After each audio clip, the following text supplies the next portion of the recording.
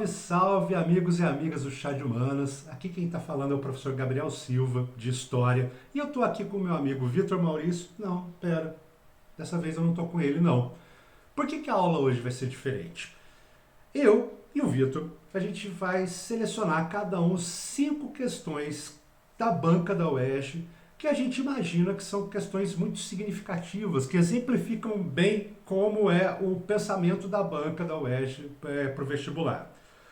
A gente vai apresentar essas 5 questões, essa semana eu de História, semana que vem o Vitor de Geografia, e apresentar para vocês não só os conteúdos relacionados a essas questões, mas o tipo de raciocínio que é necessário para respondê-las, tá? Como a gente sempre fala, a gente não acerta a questão, a gente não sabe o que vai cair, mas a gente sabe mais ou menos como que a banca pensa, que tipo de raciocínio que ela quer que os alunos façam, e é isso que a gente pretende apresentar nessas aulas para vocês, na aula de hoje e da semana que vem. E é importante dizer também que essas aulas servem para dar um gostinho do nosso projeto EJE que está chegando aí em maio, dias 14, 21 e 28 de maio. A gente vai ter o nosso projeto EJE, que a gente vai resolver 30 questões inéditas, 15 de História, 15 de Geografia, seguindo o padrãozinho EJE, mas daí dessa vez são questões formuladas por nós, por mim e pelo meu querido amigo Vitor. Então, a gente vai começar esse curso aí agora em maio. Se você não se inscreveu ainda, corre lá no canal, no site nosso, www.chadehumanas.com.br, que lá é informado como se faz para fazer a inscrição do nosso curso, beleza? Mas o importante aqui da aula de hoje é apresentar uma visão da banca, apresentar alguns bizus que são importantes para vocês na hora de resolver as questões lá da prova, quando vocês vão estar fazendo o primeiro exame de qualificação. Vale lembrar que o que está sendo dito aqui também vale para o segundo exame de qualificação, obviamente. Vale para todos os vestibulares da UERJ, que é a nossa especialidade, né? Então vamos lá para a primeira questão que eu selecionei para vocês, que já é uma questão... a gente tentou selecionar, antes da gente ir para essa primeira questão, a gente tentou selecionar questões que ao mesmo tempo são de assuntos que são recorrentemente cobrados e também que ilustram bastante essa maneira de pensar que a prova exige, tá? Então a primeira questão, que vocês vão ver aí na tela, ela já é uma questão clássica da UERJ, que tem um raciocínio elementar que vocês precisam saber para resolver a prova, que está relacionado à condição da mão de obra no Brasil. Antes de entrar na questão em si, deixa eu fazer uma explanação histórica um pouco mais contextualista. É o seguinte, galera, desde o início da colonização, lá em 1500 e nada, quando os portugueses chegaram aqui na América e começaram a implementar um sistema de exploração econômico aqui no Brasil, existe uma diferenciação muito clara entre um grupo que está se enriquecendo, na verdade, explorando as riquezas da colônia, e uma massa gigantesca de trabalhadores que estão trabalhando para esse grupo que está enriquecendo, tá? No começo era mão de obra indígena, pouco tempo depois se organizou o tráfico de escravos e passou a ser uma mão de obra escravizada vinda da África. Mas o que a gente tem de característico aqui desde o período colonial é uma minoria proprietária de terras. Outra característica do período colonial inteiro é a concentração fundiária na mão de poucas pessoas. Vocês devem lembrar das aulas de história de vocês que o primeiro sistema de efetiva colonização do Brasil foram as capitanias hereditárias, que dividiam o território em 15 capitanias e distribuíam lá para esses 15 capitães donatários. Ou seja, o Brasil todo estava na mão de 15 pessoas, uma minoria que explorava economicamente um território muito imenso. Então sempre teve latifúndio no Brasil, sempre teve concentração de terra, mas relacionado a isso, sempre teve um grupo minoritário que explorava economicamente essa terra e um grupo majoritário, gigante, de pessoas que trabalhavam de fato na terra e produziam para o enriquecimento desse grupo minoritário. Por que eu estou contando isso? Porque isso é um pouquinho diferente do que está acontecendo na mesma época lá na Europa. Daí você pode perguntar, mas pô, professor, na Europa não tinha rico e pobre? Claro que tinha rico e pobre também na mesma época. Só que entre o sujeito que trabalhava demais à base da pirâmide social e o sujeito muito rico que estava no topo da pirâmide social, existia uma série de empregos, de grupos de trabalho, de grupos profissionais que estão ali no meio do caminho. que são pessoas livres, que são pessoas pobres, que viviam do próprio trabalho, do próprio suor, mas não estão lá na base da sociedade, não são escravizados. Existia muito mais nuances entre o sujeito que trabalha e o sujeito muito rico que vive da exploração da riqueza alheia. Existiam classes sociais ali no meio do caminho, tá? Aqui na colônia não. Aqui na colônia era muito batido. Ou você era dessa classe dominante que explorava outros porque tinha posse da terra, ou você era da base social escravizado que trabalhava forçadamente para produzir para outra pessoa. Então, como não existia uma nuance muito grande, níveis ali de estratificação social intermediários, vai se criando no Brasil algo que não acontece tão comumente na Europa, no mesmo período acontece, tá? Mas não é tão claro quanto no Brasil, que é uma desqualificação completa da mão de obra braçal. Isso é uma característica da formação da sociedade brasileira que perdura até hoje. Até hoje, quem faz um trabalho braçal sofre uma série de preconceitos na sociedade, tá? Isso é uma herança desse período colonial, é uma herança desse período da escravidão, porque todo trabalhador braçal, durante 380 anos da história do Brasil, foi associado, portanto, a um escravizado. Então era trabalhar, pegar no batente, trabalhar pesado, era algo que era relegado aos escravizados e pronto. Portanto, o trabalho braçal sempre teve esse estigma de ser algo de grupos sociais vistos como inferiores. Beleza, acabou a escravidão em 1888. A gente sabe que o simples fim da escravidão, o fim formal da escravidão, não significa que teve uma mudança no padrão de trabalho da sociedade. Pelo contrário, os grupos antigamente que eram escravizados continuaram sendo a base da sociedade, continuaram sendo grupos com não tanto poder aquisitivo, ou seja, grupos que estão lá na base da sociedade sem muita condição de enriquecer. Então, embora tenha acabado a escravidão, não mudou muita coisa depois do fim dela. E esses trabalhos braçais continuaram a ser feitos, portanto, por esses grupos que são marginalizados, por esses grupos que são excluídos, por esses grupos que não tiveram possibilidade de ascensão social. Então, até hoje, essa ideia de trabalho braçal é muito ligada, é muito estigmatizada a grupos sociais inferiores, vistos como inferiores pela sociedade, tá? Isso é um preconceito danado. E como a gente já repetiu zilhões de vezes, se a UERJ é uma prova progressista, portanto ela não vai compactuar com uma série de preconceitos, ela vai tentar denunciar essa condição que vê trabalhos braçais como trabalhos inferiores, coisas de grupos sociais inferiores, beleza? Isso já apareceu em diversas questões, esse raciocínio que eu estou falando para vocês já apareceu em diversos momentos na prova da UERJ, em vários anos, em questões diversas.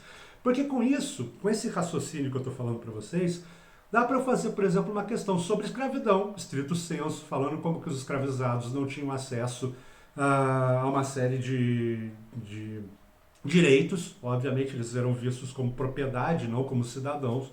Isso tem a ver com o estigma do trabalho. Eu posso mostrar, fazer uma questão, por exemplo, dizendo no imediato pós-abolição, como que a tentativa de trazer, por exemplo, imigrantes brancos para substituir a mão de obra ex-escravizada, agora liberta, também é uma tentativa de continuar mantendo aquela galera estigmatizada na base da sociedade. E eu posso fazer uma questão hoje em dia, abordando como que certos tipos de empregos são tidos como empregos, são tidos por um grupo que se vê como um grupo de elite da sociedade, é visto como emprego de gente inferior. Que tipo de emprego? Emprego ligados a trabalhos braçais, como, por exemplo, limpeza, manutenção, um gari, uma pessoa que trabalha em casa, doméstica, enfim. Esses empregos são vistos pela elite hoje em dia como empregos que devem ser relegados para um grupo inferior da sociedade na cabeça dessas pessoas, tá? Obviamente a UERJ não vai compactuar com isso. Então, vocês estão percebendo que essa questão do estigma do trabalho braçal é algo que não é de agora, é algo que é estrutural na sociedade, existe desde o início da colonização e existe até agora. Então dá para abordar isso de diversas maneiras, tá? Uma das maneiras que a UERJ abordou isso é essa questão que eu selecionei para vocês, que está falando do trabalho atual análogo à escravidão. É uma questão do primeiro exame de qualificação de 2024. Vamos lá, o título do texto motivador é Agropecuária, Construção Civil e Carvoaria são as maiores fontes do trabalho análogo à escravidão. Trabalhador agropecuário em geral, servente de obras, pedreiro e carvoeiro. O que aproxima essas atividades? Elas são as ocupações mais comuns entre as vítimas de trabalho análogo à escravidão resgatadas no Brasil no período de 2003 a 2020, apontam dados compilados pelo Observatório da Erradicação do Trabalho Escravo e do Tráfico de Pessoas. Ainda segundo o observatório, de 95 a 2020 foram encontrados no país 55.712 trabalhadores em condições análogas à de escravo. Gente, é um absurdo, 55 mil pessoas trabalhando em condições análogas à escravidão de 95 para cá. É muita gente.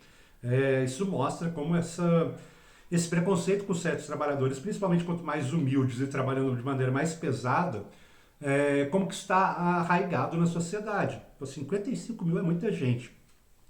De acordo com a juíza Mirella Carrum, o trabalho análogo ao escravo é crime tipificado no artigo 149 do Código Penal e é definido como aquele em que seres humanos estão submetidos a trabalhos forçados, jornadas tão intensas que podem causar danos físicos, condições degradantes e restrição de locomoção em razão de dívida contraída com o empregador ou preposto.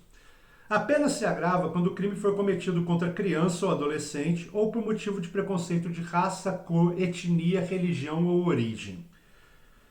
Para a juíza, na figura do trabalho escravo contemporâneo, o indivíduo permanece com liberdade, mas por circunstâncias decorrentes do próprio trabalho, essa liberdade é relativizada, ficando o indivíduo impossibilitado de exercer o seu direito. É muito comum do trabalho análogo à escravidão que a pessoa acaba se endividando com o patrão dela, porque tem um salário adiantado, ou então ela vive trabalha num lugar afastado para esse patrão, em que só o patrão é capaz de fornecer, por exemplo, gêneros alimentícios, então o funcionário compra do patrão esses gêneros alimentícios, acaba se endividando, porque obviamente esse patrão vende por um preço abusivo, e por se endividar, o patrão começa a controlar essa pessoa e dizer que ela não pode sair dali, portanto ela tem a liberdade de locomoção restrita. Ela não é formalmente um escravizado, ela não é uma propriedade como o escravizado era visto lá no período colonial, mas ela não tem a liberdade de locomoção dela. Isso é uma das formas comuns de trabalho análogo à escravidão hoje em dia. Então o texto aí fala desses trabalhadores hoje, tá? Trabalhadores que estão submetidos a uma condição degradante de trabalho, não têm sua liberdade de locomoção garantida, então, enfim, endividados com seus patrões e, portanto, vivendo uma condição análoga à escravidão. E daí vem a questão da UERJ. Aspectos estruturais das relações de produção no Brasil, ou seja, já está falando de aspecto estrutural, que é exatamente o que eu estou dizendo. Isso não é de agora, isso não é de hoje. Se é estrutural, não é circunstancial. Não é de 10 anos para trás que está acontecendo. Algo que faz parte da formação da sociedade brasileira desde o início da sociedade brasileira, lá com a colonização portuguesa. Então, aspectos estruturais das relações de produção no Brasil explicam a existência de trabalho escravo contemporâneo e sua maior incidência em determinadas atividades econômicas, como abordado na reportagem. Um desses aspectos estruturais e daí se você prestou atenção no que eu falei, porque obviamente eu já estava dando resposta desde o início da minha explicação, um desses aspectos estruturais é ver o trabalhador braçal como um trabalhador menos digno de acesso a direitos, um trabalhador braçal como mais suscetível à exploração, já que geralmente ele não teve acesso à escolaridade, já que geralmente ele é de áreas, regiões do Brasil mais pobres. Então, uma elite pensa que essas pessoas então são menos dignas de um trabalho digno e, portanto, mais suscetíveis a se encontrar em trabalhos análogos à escravidão. E isso acontece majoritariamente porque no Brasil, estruturalmente, tem uma desvalorização do esforço braçal desde o período colonial, desde a instituição da escravidão aqui no Brasil. Portanto, a alternativa correta é a letra A. De novo, percebam que esse mesmo raciocínio pode servir para abordar uma questão sobre escravidão, uma questão sobre transição da escravidão para a mão de obra imigrante na virada do século, uma questão sobre como trabalhadores em condição análoga à escravidão foram usados pela ditadura para construir obras faraônicas, como a Ponte Rio-Niterói, a Transamazônica, enfim. Até questões hoje em dia de trabalho análogo à escravidão que estão acontecendo agora lá, por exemplo, em áreas da expansão do agronegócio, na mineração e tudo mais. Então esse mesmo raciocínio, por ser um raciocínio de algo que é estrutural na sociedade, ele pode aparecer de diversas maneiras na prova. E aparece, tá? Essa foi uma das questões que eu selecionei, mas tem umas 2 ou 3 questões em vestibulares anteriores que tem a mesma maneira de pensar. Se você pensar dessa mesma maneira, você resolve a questão. Beleza? Essa é uma questão mais ou menos clássica aí para a prova da UERJ. Vamos passar para a segunda que eu selecionei para vocês, tá? A segunda questão que eu separei para vocês, ela também tem a ver com esse caráter progressista das provas de vestibular, especialmente a UERJ.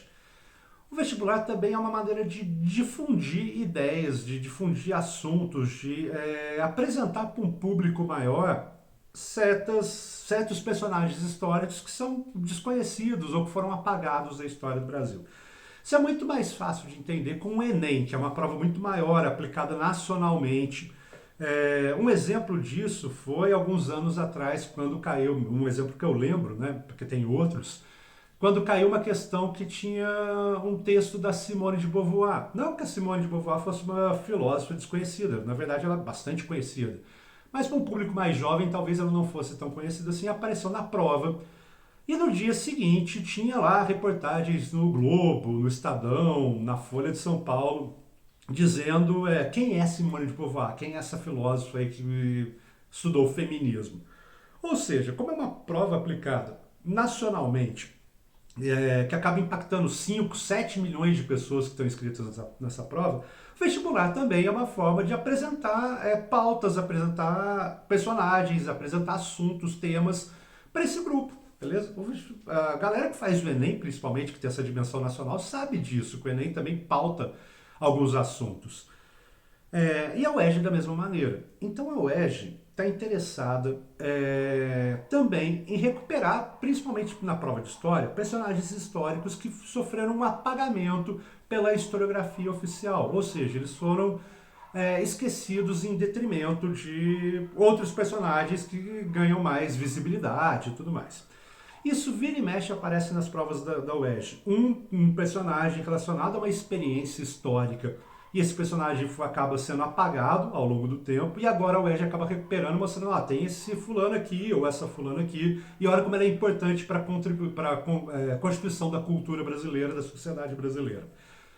Então entender que a prova é favorável à pluralidade de contribuições para a construção da sociedade brasileira é algo fundamental. Tá? A prova o tempo todo vai estar mostrando que a cultura brasileira, que a sociedade brasileira não é só formada pela herança europeia trazida pelos portugueses. Ela vai mostrar o tempo todo que tem a contribuição do indígena, da sua cultura, tem a contribuição dos grupos afro-brasileiros e a sua cultura. Então, na verdade, a formação cultural brasileira é uma formação plural e a UERJ vai fazer questão de mostrar isso e explorar isso, tá? Por isso tem essa questão do primeiro exame de qualificação, não, do exame de qualificação único que rolou em 2023, era o período da pandemia e, portanto, só teve um exame de qualificação no ano. E o texto fala o seguinte: Teresa de Benguela é um dos nomes esquecidos pela historiografia nacional. Tem uma imagem da Teresa também na questão. Nos últimos anos, passou a ser mais reconhecida na busca de multiplicar as narrativas que revelam a formação sociopolítica brasileira. Teresa, que viveu no século XVIII, pode ter nascido no continente africano ou no Brasil. Ela chefiou o quilombo do Quariterê, que se localizava na atual fronteira entre Mato Grosso e Bolívia. O quilombo resistiu até 1770, quando foi destruído. Em homenagem a Teresa de Benguela, o dia 25 de julho é oficialmente no Brasil o Dia Nacional de Teresa de Benguela e da Mulher Negra. Esse é o texto motivador da questão. Tá? O reconhecimento de Teresa de Benguela e a celebração do dia 25 de julho indicam uma mudança com o intuito de multiplicar narrativas sobre a formação social brasileira. Essa mudança tem como objetivo o quê? Com o objetivo de celebrar o dia 25 de julho como o Dia Nacional de Teresa de Benguela e da Mulher Negra? A resposta correta, valorizar a ação de protagonistas plurais, mostrar que o Brasil não é só o Brasil desses caras de estátuas de ex-presidentes, grandes líderes militares, que são as estátuas que vocês veem na grande cidade. Um ponto que eu aposto que pode cair nas provas desse ano, inclusive, relacionado a isso, a gente já até falou recentemente na aula sobre movimentos sociais, na aula de atualidade sobre movimentos sociais. O Rio de Janeiro criou uma lei recente proibindo homenagens em nome de rua, em estátuas, nomes de logradouros em geral, a personagens históricos ligados a crimes contra os direitos humanos e a escravidão. E mesmo assim tem vários monumentos no Rio de Janeiro, antes dessa lei, tá? Essa lei é recente, mas então antes dessa lei ter sido criada, já existia uma série de monumentos e logradouros com nome de pessoas ligadas à escravidão e crimes contra os direitos, violências contra os direitos humanos. Tá? O caso mais emblemático, por exemplo, talvez seja a Ponte Niterói, que chama Costa e Silva, um dos presidentes do ditador lá do período militar. Mas por que eu estou falando isso? Porque essa lei surgiu recentemente, tá? É algo atual, e ela está ali para dizer, olha só, a gente tem que parar de dar nome de pessoas que foram violentas no passado para dar nome de rua, ficar homenageando essas pessoas que foram donos de escravo, que absurdo. A gente tem que valorizar outras pessoas, mostrar que a contribuição para a sociedade brasileira é plural. Eu aposto que pode ser que caia alguma questão relacionada a isso no vestibular, essa lei aí do município do Rio de Janeiro, proibindo monumentos em homenagem a escravistas e pessoas que atentaram contra os direitos humanos. Porque vai bem nessa vibe que eu estou falando para vocês, para mostrar que a contribuição para a cultura brasileira é diversa e não só feita seguindo a matriz cultural europeia. Tá?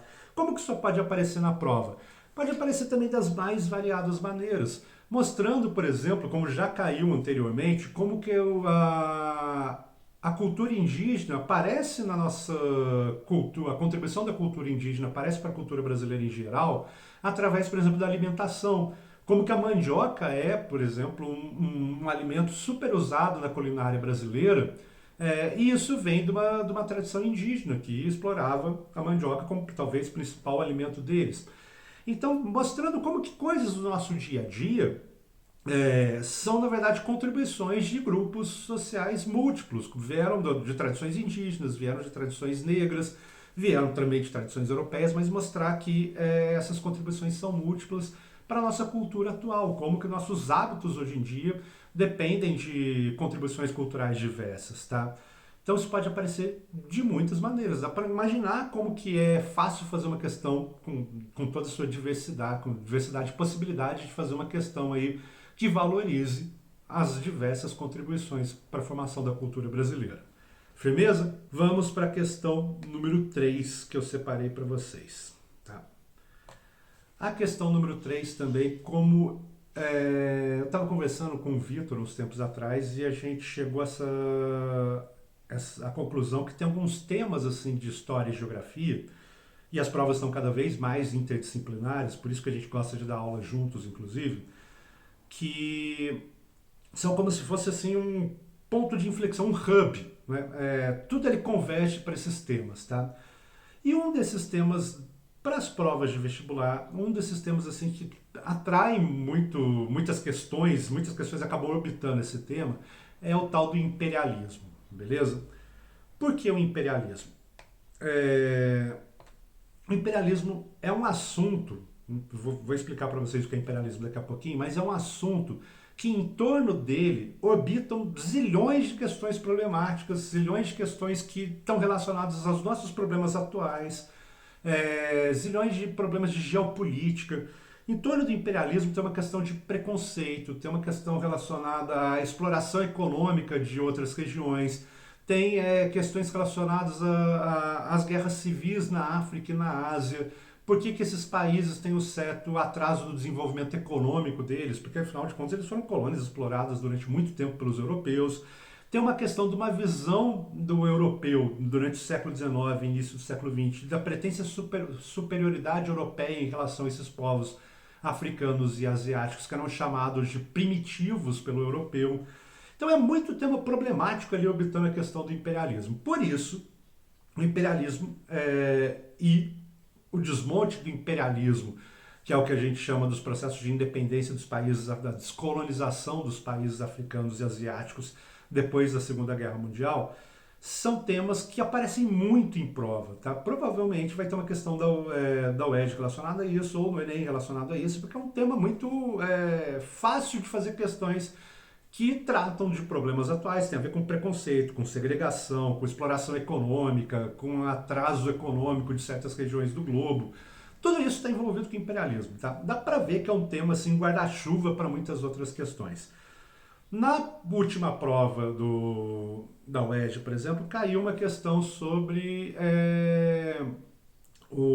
a segregação lá na África do Sul, sobre o apartheid na África do Sul, que é um sistema de segregação racial montado na África do Sul no processo de descolonização da África, à medida que a África do Sul foi se tornando independente da Inglaterra, que era sua antiga metrópole. Os brancos, que foram os herdeiros da democracia na África do Sul, relegada pelos colonizadores ingleses, eles implementaram um sistema de segregação racial, que é o tal do apartheid, que funcionou até 94. Até 94, oficialmente, existiam leis de segregação racial, por exemplo, garantindo que tinha que ter bairro específico para a população negra e bairro específico para a população branca, da qual a população negra não podia entrar ou só entrar como empregado.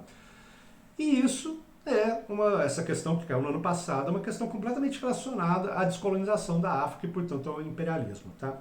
Mas eu selecionei outra, mais icônica, sobre imperialismo para falar para vocês, que é o zoológico, a questão do exame de qualificação único de 2022, e o título do texto motivador é o Zoológico Humano de Tervuren, na Bélgica. Para a Exposição Internacional de Bruxelas, que ocorreu em 1897, o rei Leopoldo II mandou construir o Palácio Colonial, atual Palácio da África, em Tervuren. Não sei se é assim que se pronuncia, tá? Provavelmente é uma pronúncia diferente, mas não importa. Antes de eu continuar o texto, deixa eu falar umas coisas para vocês. Primeiro que essa exposição internacional que o texto está citando é um negócio que acontecia de 2 em 2 anos na Europa. Depois começou a acontecer nos Estados Unidos também. Os Estados Unidos passou a ser sede dessas exposições internacionais ou exposições universais, que é outro nome que davam para a mesma coisa, que era quando países tecnologicamente desenvolvidos se reuniam, montavam estandes dos seus países e apresentavam como se fosse uma feira de ciências assim, nível mundial, falavam, olha como a tecnologia que o meu país desenvolveu nos últimos 2 anos. Então era uma grande feira de ciências, digamos assim, em que países apresentavam suas novas tecnologias desenvolvidas nos últimos 2 anos e mostravam, olha como nós somos mais desenvolvidos que os outros. E por trás desse discurso também tinha um subdiscurso dizendo a gente é mais civilizado que outros povos ao redor do globo que são primitivos, então é justo também que a gente explore esses povos primitivos porque nós somos tecnologicamente desenvolvidos enquanto eles não, beleza? Isso, inclusive, dá margem para uma dica que eu dou para vocês. A gente sempre fala isso, tá? Você já deve ter escutado várias vezes, mas nunca usem a expressão primitivo, atrasado, incivilizado para se referir à cultura de outros povos, tá? Você pode até usar a palavra atrasado no sentido de, tal país tem um atraso no desenvolvimento técnico, científico. Pode ser, ele pode não ter tanto desenvolvimento científico quanto o outro país mais avançado tecnologicamente. Aí sim. Mas para termos culturais, você nunca deve usar esse tipo de expressão. Primitivo, atrasado, incivilizado, tá? Porque cultura, não existe cultura atrasada nem desenvolvida. Cultura é cultura, elas são diversas, não tem um parâmetro de comparação para estabelecer o que é uma cultura mais desenvolvida e uma menos desenvolvida. E esse discurso de cultura desenvolvida, nossa cultura é mais desenvolvida, foi o que fundamentou a ação dos europeus no discurso que eles criaram lá no século XIX para justificar a exploração da África e da Ásia. Olha só, nós somos mais civilizados que esses povos da África e da Ásia, e portanto nós temos que levar a cultura para eles e tirar esses povos da escuridão, do atraso em que eles vivem.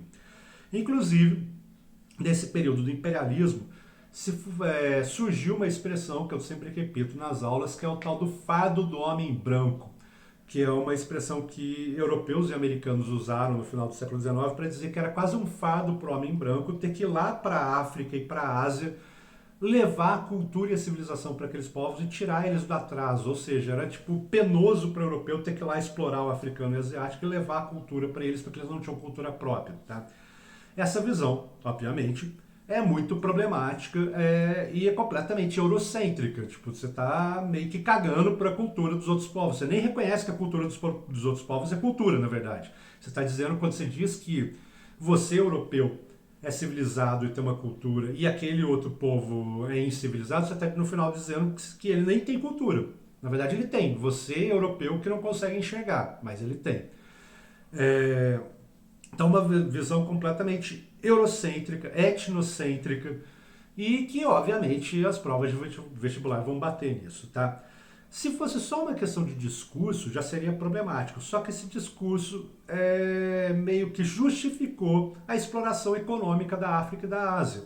O que esses europeus estão dizendo, ó, já que eu tenho que levar, tem essa atividade penosa, esse fardo de ter que levar a cultura para a África e para a Ásia, nada mais justo que, em contrapartida, eu explore economicamente essas regiões primitivas aí para ganhar dinheiro, porque na verdade eu estou indo lá ajudar esses povos a tirar eles do primitivismo em que eles vivem.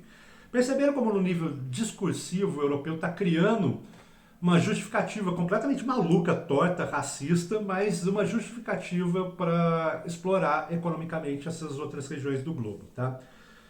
E essa parte econômica é a parte que aconteceram as principais atrocidades, por exemplo, no Congo belga, o que tem de atrocidade feita com os povos lá do Congo, que eram, se não cumpriam metas, por exemplo, para retirar recursos e entregar para os belgas, eles eram punidos com as mãos cortadas, por exemplo. Se você não batia a meta de extração de marfim para vender para um comerciante belga, você acabava sendo punido com tendo a mão decepada. Isso é uma coisa comum que aconteceu no Congo belga.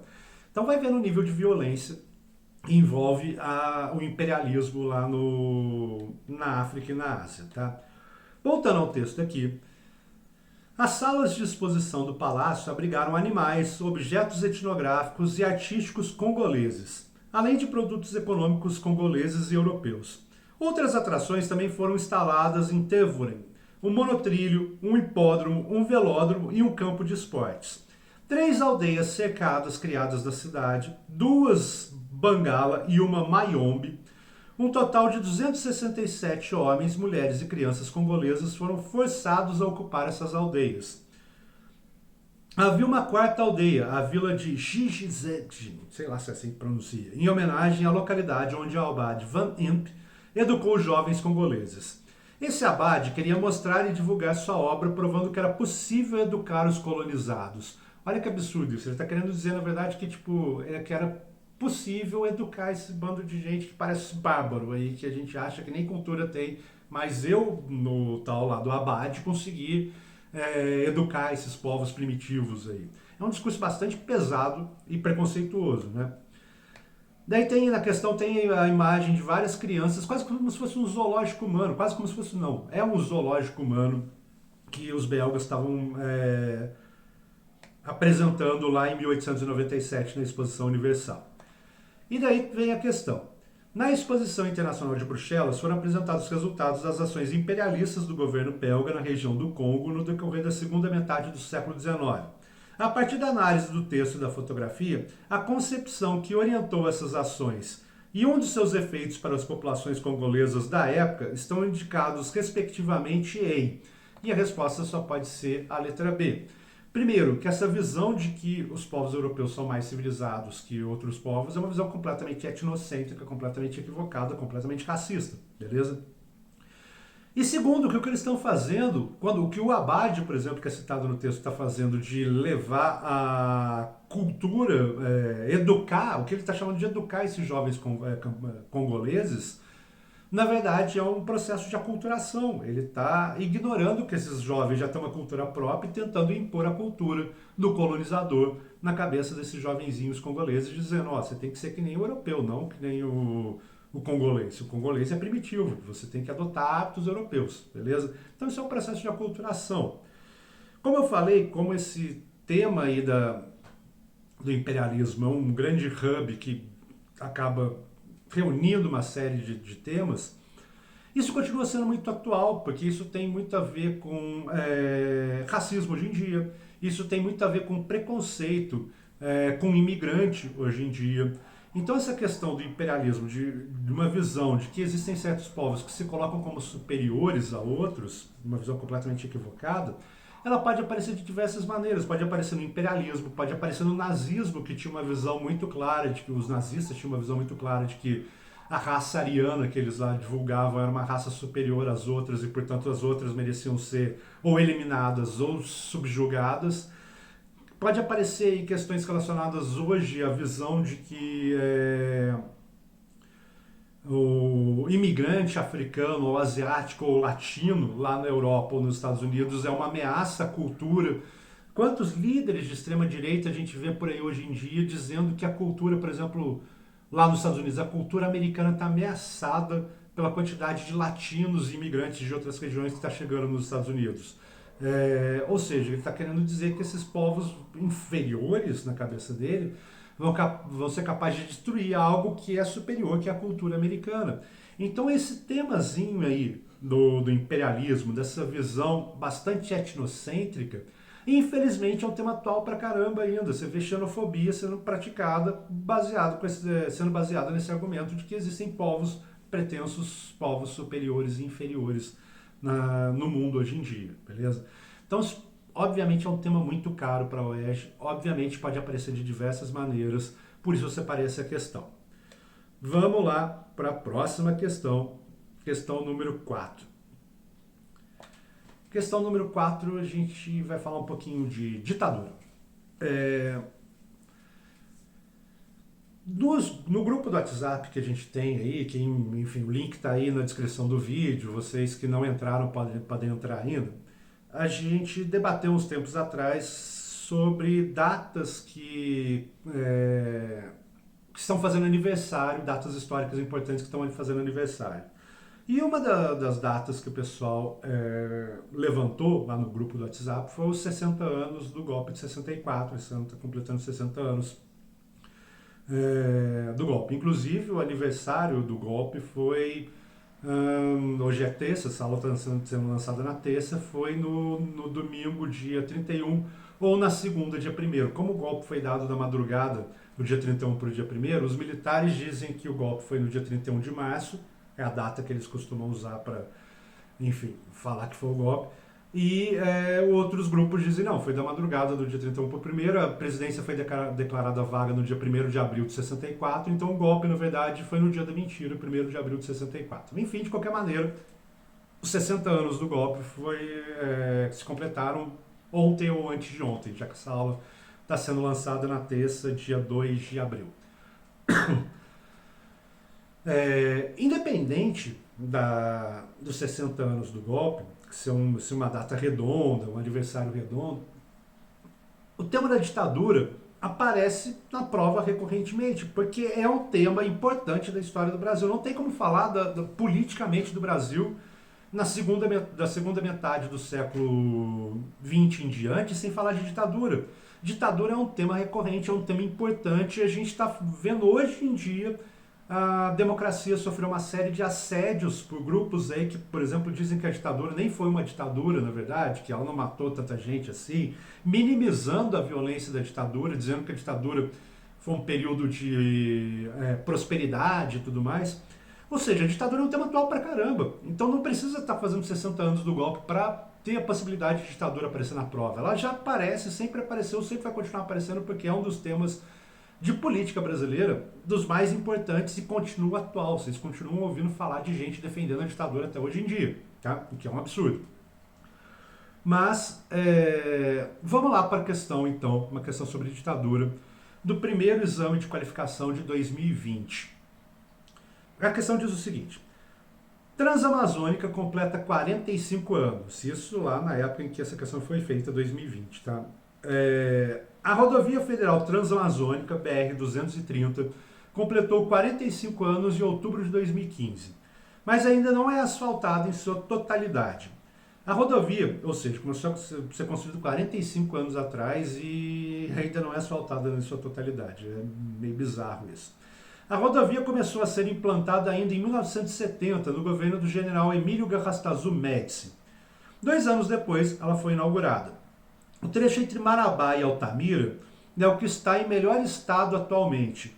Um dos diretores do Departamento Nacional de Infraestrutura e Transportes, DENIT, disse que, durante esse período de mais de 4 décadas, muita coisa já foi feita, mas explicou que o país viveu uma mudança de filosofia. Daí é o diretor do DENIT falando. Antigamente, o que era símbolo de desenvolvimento era um trator V8 derrubando uma árvore, uma castanheira. Hoje, isso é um crime, disse o diretor do DENIT. Então, coisas importantes que aparecem nesse texto. Primeiro, ele está claramente fazendo uma comparação com o período da ditadura com hoje em dia. Esse tipo de questão também é adorado pelo pessoal que faz a banca da UERJ. Pegar algo do passado e comparar com hoje em dia, tá? Vira e mexe, vocês vão ver questões que falam, aconteceu tal coisa no passado, hoje em dia assim, mostre uma semelhança entre os dois, ou mostre uma diferença entre os dois, ou mostre uma semelhança e uma diferença entre os dois. Isso é uma estrutura de questão muito comum na prova da UERJ, tá? Então, se você ler o texto e prestou atenção, o texto termina com uma comparação. O maluco lá do DENIT está falando que durante a ditadura, derrubar a árvore, massacrar a floresta, botar tudo abaixo, era sinal de progresso. Hoje em dia é crime ambiental. Hoje em dia não dá para fazer mais isso. Então a gente já tem uma comparação entre o passado e o presente aí, que pode ser explorada pela questão, tá? Mas antes de eu ir para a questão, deixa eu falar algumas coisas pertinentes sobre a ditadura. Tá passando o carro do ovo agora, que eu não sei se vocês conseguem escutar. Nem sei se é um carro do ovo, mas é um carro anunciando alguma coisa aí no alto-falante. Então, se vocês estiverem escutando, no fundo é o carro do ovo. 30 ovos por 10 reais. Tinha que ser na hora que eu tô gravando lá, né? Mas enfim. Passou. Mas daí então, continuando no assunto aqui, esse tema da exploração da Amazônia durante a ditadura, a gente inclusive já até fez uma aula específica sobre isso. Se vocês procurarem aí no Chá de Humanas, na busca dos vídeos do Chá de Humanas, militares na Amazônia, ou militares, ditadura da Amazônia, vocês vão ver uma aula só que a gente explora todas as repercussões disso. Mas durante a ditadura militar, existia uma ideia de que o Brasil precisava avançar economicamente, o Brasil precisava crescer. E a Amazônia, na visão desses estrategistas militares, era um grande vazio, uma grande área cheia de recurso inexplorado, tá? Obviamente esses caras estão desconsiderando a natureza que existia ali, estão desconsiderando os grupos indígenas que existiam ali, porque na cabeça deles aquilo era um grande vazio. Inclusive, por estar vazio, estava em perigo, podia ser ocupado por outra nação. Tanto que a ditadura criou até um slogan que é para a Amazônia, que era ocupar para não entregar, ou seja, vamos colocar gente morando lá na Amazônia, e gente que eles estão falando, obviamente é um tipo de gente específica, porque já tinha gente lá, já tinha os indígenas morando na Amazônia. Mas vamos tentar explorar economicamente o máximo essa região aí, porque isso vai promover crescimento econômico, e essa região aí, na visão dos estrategistas militares, é só mato. E mato serve, recurso. Árvore de pé não serve para nada. Agora ela cortada pelo menos vira madeira, então vira recurso. Então a visão dos militares é uma visão bastante utilitária, vamos explorar mesmo e dane-se, derrubar tudo e já era, né? E isso era favorecido, inclusive, porque as discussões em relação ao meio ambiente estavam engatinhando nessa época, nos anos 60, nos anos 70, praticamente não existia uma discussão, um debate internacional sobre aquecimento global, isso na verdade nem era discutido, nem era conhecido, sobre desenvolvimento sustentável, isso também não era pauta, enfim. Então essa discussão ambiental ela estava muito ainda inicial nos anos 70. A primeira conferência importante do clima rolou em 1972 em Estocolmo. Então, não existia uma discussão ainda que pudesse bater de frente com a ditadura e falar, olha, vocês estão tendo uma visão utilitarista, vocês estão querendo destruir tudo e, na verdade, a floresta é mais importante de pé. E mesmo que tivesse essa discussão, a ditadura era uma ditadura. Se ela tivesse vozes discordantes, era muito capaz ela reprimir essas vozes discordantes e passar por cima da floresta e das vozes discordantes. E o caminhão voltou de novo. Enfim, então esse tema do meio ambiente da ditadura é um tema que pode ser bastante explorado porque é uma visão muito diferente da atual. E é exatamente isso que a questão está perguntando. A mencionada mudança de filosofia entre a década de 70 e a atualidade refere-se às seguintes prioridades em cada um desses momentos históricos, respectivamente. E a resposta correta vai ser a letra C. Garantir crescimento econômico, que era um dos objetivos da ditadura. De fato, a ditadura cresceu muito.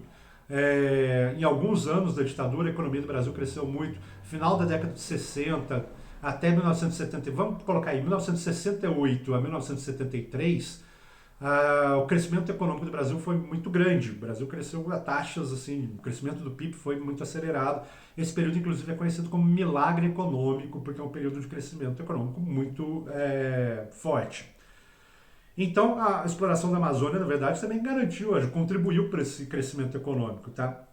E assim, hoje em dia, a principal preocupação para a Amazônia é promover o equilíbrio socioambiental. Não é parar de desmatar, mas desmatar ou explorar os recursos da floresta de maneira mais sustentável. Não é também nunca mais derrubar árvore nenhuma, mas é tentar impedir, por exemplo, a agropecuária extensiva, que derruba tudo e bota meia dúzia de bois para pastar no lugar. É tentar usar os recursos da floresta que podem virar patentes, por exemplo, de remédios, ou seja, vão dar muito dinheiro com a floresta de pé. Essa preocupação com a sustentabilidade que existe hoje não existia na década de 70, tá? Já que eu estou fazendo uma aulinha de revisão, deixa eu citar outros pontos sobre ditadura militar, já que ditadura militar é um tema recorrente, tem muita chance de cair na prova, como ela pode aparecer de outras maneiras. Eu acabei de falar que entre 68 e 73 a economia do Brasil cresceu bastante, tá? Mas essa economia cresceu ao mesmo tempo em que os salários ficaram congelados, ou seja, o Brasil está atraindo mais recursos, está produzindo mais riqueza, tem mais dinheiro circulando, mas a população mais pobre continua ganhando o mesmo tanto, tá? Existia uma política de arroxo salarial que era não permitir o aumento do salário dos trabalhadores.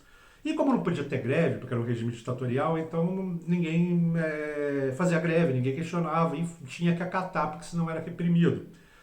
Então pense comigo, se tem mais dinheiro entrando no Brasil, mais dinheiro circulando, mais recurso chegando e circulando aqui no Brasil, mas as pessoas mais pobres, o trabalhador ganha o mesmo tanto, então para onde que está indo esse recurso? Está indo para a mão dos grandes proprietários de empresa, para os grandes proprietários rurais, enfim, para uma elite econômica do Brasil. Então vocês vão ver que do início da ditadura para o final, existe uma concentração muito grande de renda no Brasil. O Brasil passa a ser um país muito mais desigual durante a ditadura. Existia desigualdade no Brasil antes? Claro que existia. Existe desigualdade no Brasil desde que o Brasil começa a ser explorado economicamente pelos europeus, como eu falei lá na primeira questão para vocês. Mas a ditadura acelerou esse processo de concentração de renda na mão de grandes empresários, de grandes produtores rurais.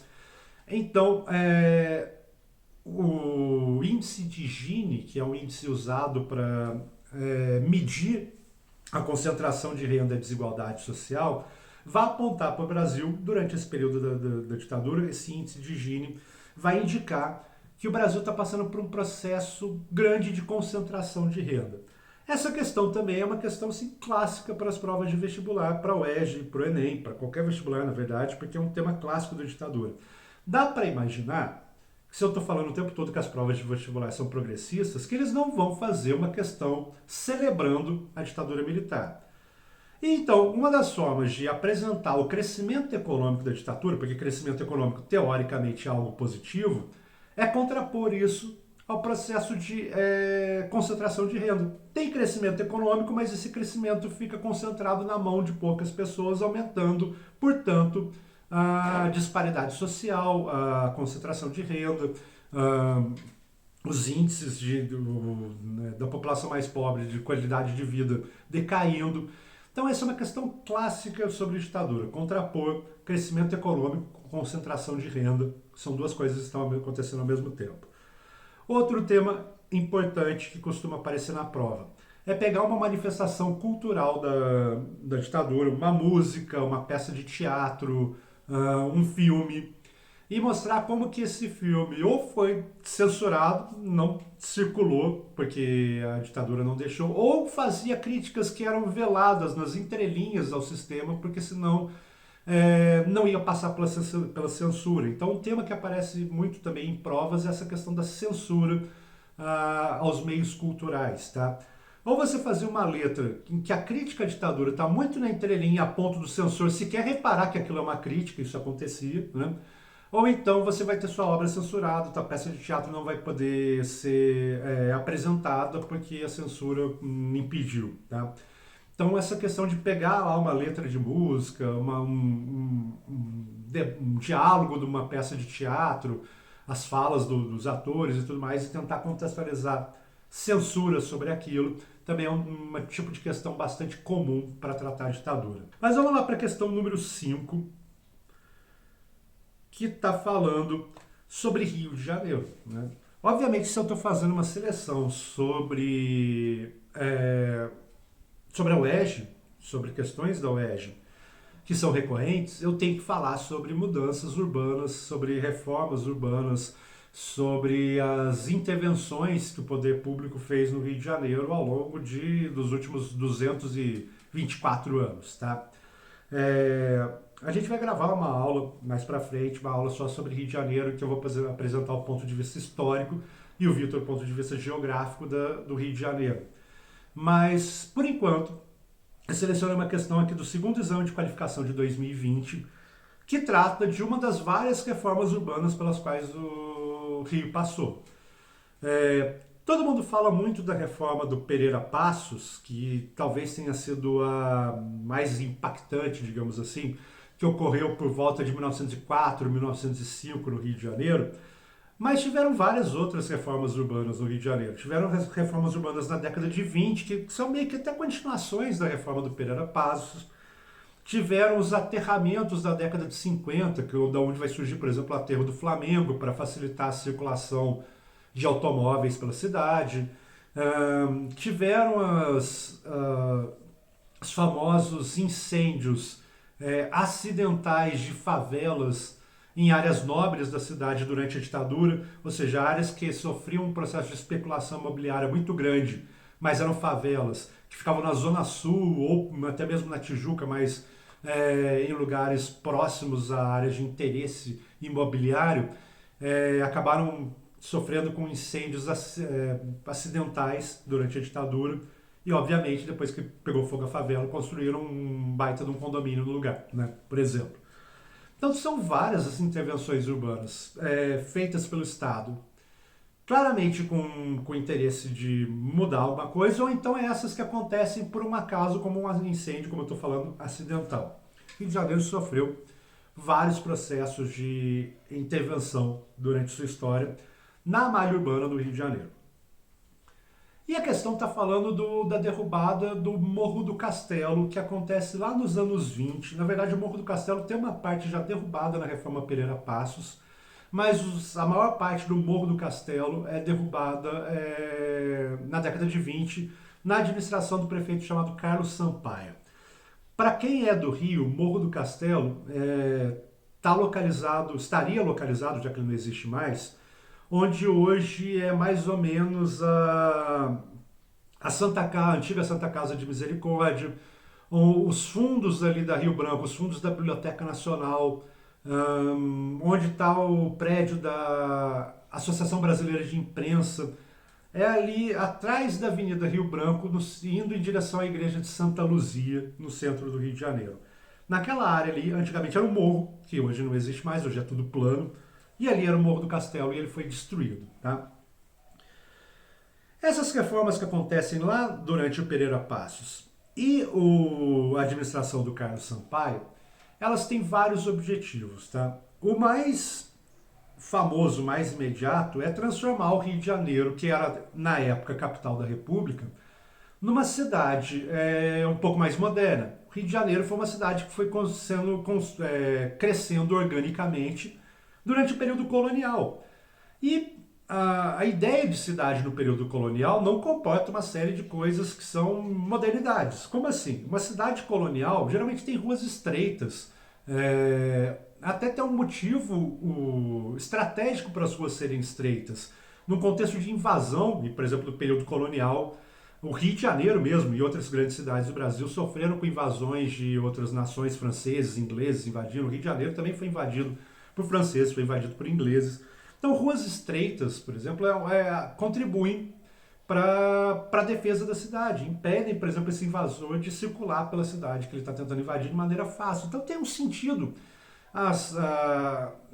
O urbanismo, se pode chamar assim, colonial, ser com ruas sinuosas, ruas estreitas, como era o Rio de Janeiro, até final do século XIX, até 1900, até final do século XIX, começo do século XX. Só que essas ruas estreitas, como hoje, por exemplo, é a Rua do Ouvidor, a Rua 7 de Setembro, a Travessa do Ouvidor, essas ruas do centro ainda guardam um pouquinho esse caráter colonial do Rio de Janeiro. Essas ruas estreitas não comportam mais uma cidade que quer ser moderna, que agora vai ter automóvel circulando pela cidade, ou seja, a gente precisa de espaços abertos, a gente precisa de boulevard, a gente precisa de ruas mais largas. Então, para transformar o Rio numa cidade moderna, a gente tem que derrubar coisas. Tanto que a reforma do Pereira Passos ganhou o apelido de Bota Abaixo, porque ele foi derrubando uma série de casas, principalmente casas da população mais pobre, principalmente cortiços. Essas casas foram sendo destruídas para permitir o alargamento de ruas. A rua mais famosa aberta nesse período do Pereira Passos, lá por volta de 1905, é a Avenida Central, que hoje é a Avenida Rio Branco, tá? Que sai lá da Praça Mauá e vai até o Aterro do Flamengo, uma avenida atravessando todo o centro da cidade, uma avenida larga e tudo mais. Então isso faz parte de um processo de modernização do Rio de Janeiro. Ao mesmo tempo que estão se abrindo avenidas largas, estão construindo túneis para facilitar a circulação pela cidade, também estão tomando medidas de vacinação para tentar diminuir as doenças que circulavam pelo Rio de Janeiro. Rio de Janeiro tinha uma fama no final do século XIX de ser a cidade da morte, a cidade da doença, porque era cheio de varíola, de cólera, de malária, dengue, todas as doenças tropicais. O Rio de Janeiro bombava todas elas. Então, ao mesmo tempo que está tendo essas reformas urbanas, estão tendo também esse processo de tentar fazer uma política de maior higienização da cidade para que essas doenças não se proliferem. Ou seja, transformar o Rio de Janeiro numa cidade mais moderna. Afinal de contas, o Rio de Janeiro era a capital da República. Não dá para a capital da República ser uma cidade colonial, cheia de limitações ao transporte, cheia de problemas estruturais de saúde e tudo mais. Então essas reformas estão acontecendo nesse contexto, beleza? De transformar o Rio de Janeiro numa cidade mais moderna. E o passado colonial do Rio de Janeiro é uma vergonha nesse contexto de modernização. Vale lembrar que é bom contextualizar as coisas. A gente fala assim como se os assuntos fossem isolados uns dos outros, mas na história não tem nada isolado, está tudo relacionado, né? A gente está falando de uma reforma que aconteceu em 1905, certo? 1904, a reforma do Pereira Passos.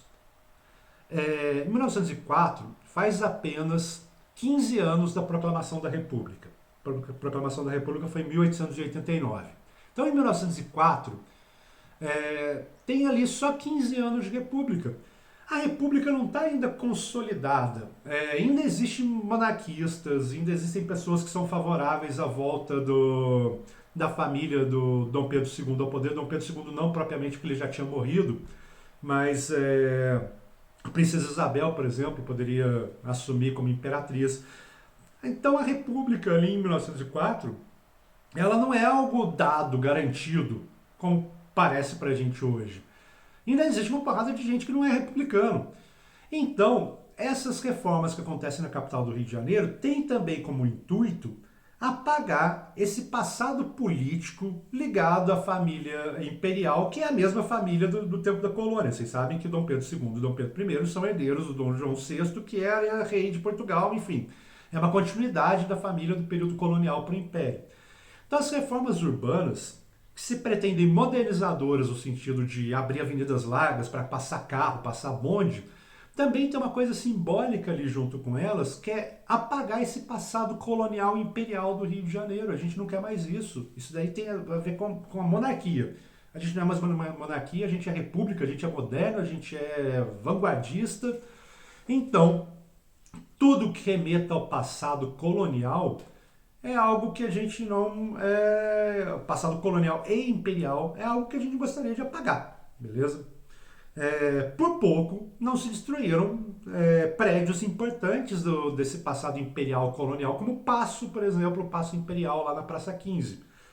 Mas outras coisas que remetiam ao passado, essas ruas mais com caras de coloniais, regiões do Rio de Janeiro, como o Morro do Castelo, que é um dos primeiros núcleos de povoação do Rio de Janeiro. O Rio de Janeiro, lá em 1565, começa ali no entorno do Morro do Castelo. Então são regiões com uma herança e uma marca colonial muito grande. Aquilo vamos arrasar, né? Vamos destruir, porque aquilo, além de estar atrapalhando a circulação da cidade, lembra muito a colônia, lembra muito o império, e agora a gente não quer mais isso, a gente não quer essa lembrança. Então, essas reformas modernizadoras que acontecem com o Pereira Passos, até ali a década de 30, mais ou menos, até o Vargas chegar no poder, elas também têm como interesse esconder esse passado que a gente não gosta mais, que é esse passado da colônia, o passado do império, a gente da república quer esconder isso. Então, tem lá o texto que eu separei diz o seguinte: na administração do engenheiro e prefeito Carlos Sampaio, o Morro do Castelo foi totalmente demolido. A decisão causou muita polêmica, tendo sido criticada por vários intelectuais, como, por exemplo, Monteiro Lobato. Daí vem o texto. O Morro do Castelo houve sempre cochichos suspeitos nos quais um estribilo soa insistente. Precisamos arrasar o Morro do Castelo. Percebe que virou um negócio que o verdadeiro tesouro oculto em suas entranhas não é a imagem de ouro maciço de Santo Inácio, e sim o Panamá do arrasamento. Os homens de hoje são negocistas sem alma, querem dinheiro.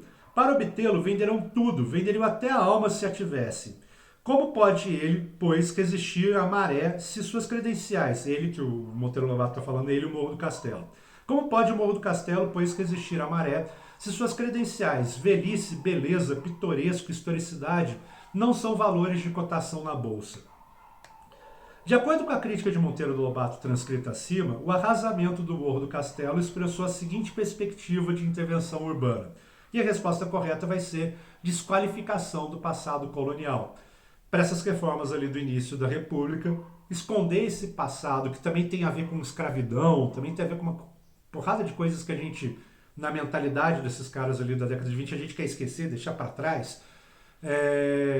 Desqualificar esse passado colonial e imperial é importante e é uma das coisas que pauta a atuação desses governantes nas reformas urbanas que acontecem no Rio de Janeiro. Bom, pessoal, um pouquinho próximo de 1 hora de aula aí. Espero que vocês tenham gostado dessa seleção. Tentei selecionar 5 questões que são bastante exemplares da UERJ, com temas que são recorrentes. Espero que vocês tenham entendido. Se vocês tiverem alguma dúvida, é só colocar aqui nos comentários abaixo. Espero que vocês tenham entendido a dinâmica também dessa aula, que vai ser a mesma do nosso projeto UERJ, só que no projeto UERJ não vão ser com questões da banca, e sim questões inéditas feitas por nós, seguindo o padrão óbvio da UERJ, tá? Espero que vocês tenham gostado. Não deixem de curtir, não deixem de compartilhar, não deixem de se inscrever no canal. E também se inscrever no nosso curso aí, que vai rolar nos dias 14, 21 e 28 de maio. Para se inscrever é só acessar www.chadhumanas.com.br. É isso, pessoal. Eu ia falar até semana que vem, mas semana que vem é o Vitor que vai dar aula para vocês com as 5 questões de geografia. Então até daqui a 2 semanas. Tchau!